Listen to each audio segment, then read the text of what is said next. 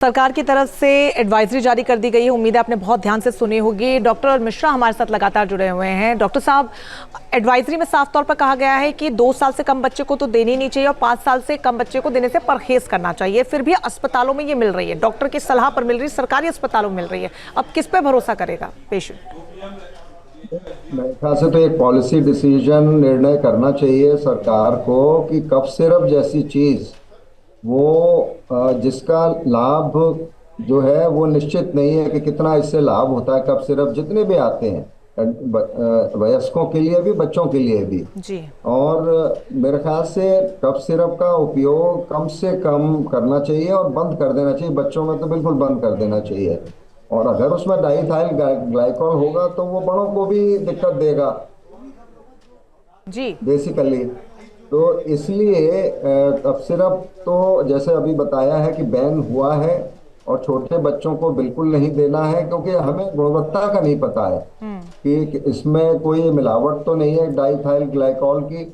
और जो ये करती हैं कंपनियां जो बनाती हैं इसको, तो इन पे बहुत सख्ती होनी चाहिए। जो हमारे ड्रग इंस्पेक्टर्स हैं वो अपना काम सुचारू रूप से करें।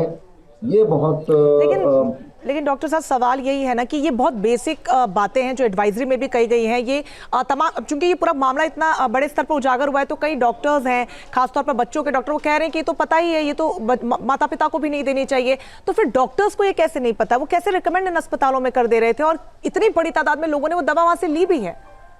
हाँ बिल्कुल, ये तो डॉक्टर्स को भी जानकारी का अभाव है और होता है, क्योंकि अगर सब अप टू डेट नहीं रखें और सीएमईज जो होते हैं हमारे वो अटेंड ना करें तो उनमें भी जानकारी का अभाव रहता है।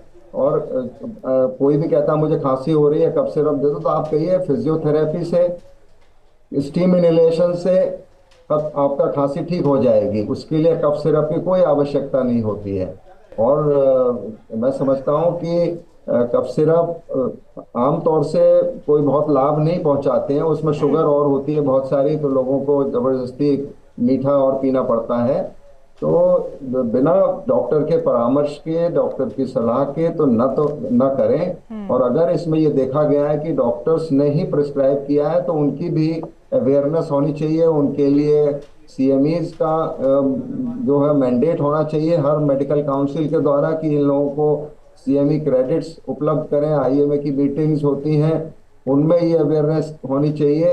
तो मैं समझता हूँ ये बहुत ही बेसिक फंडामेंटल्स हैं क्वालिटी हेल्थ केयर के, बिल्कुल। और इसलिए भी जिनकी अनभिज्ञता रहती है जी, और इसलिए भी समस्या बनी हुई है, क्योंकि आप जिक्र कर रहे हैं कि डॉक्टर के बिना परामर्श के, लेकिन जब डॉक्टर्स ही रिकमेंड करेंगे तो एक आम इंसान किस पर भरोसा करेगा? बड़ा सवाल है। मिश्रा जी, आप बने रहिएगा हमारे साथ। जहां भक्ति है हर शब्द में, कथाओं में छिपे हैं दिव्य रहस्य और ज्योतिष देता है जीवन को दिशा। धर्म से जुड़ी हर बातों को जानने के लिए हमारे चैनल स्तुति को सब्सक्राइब करें।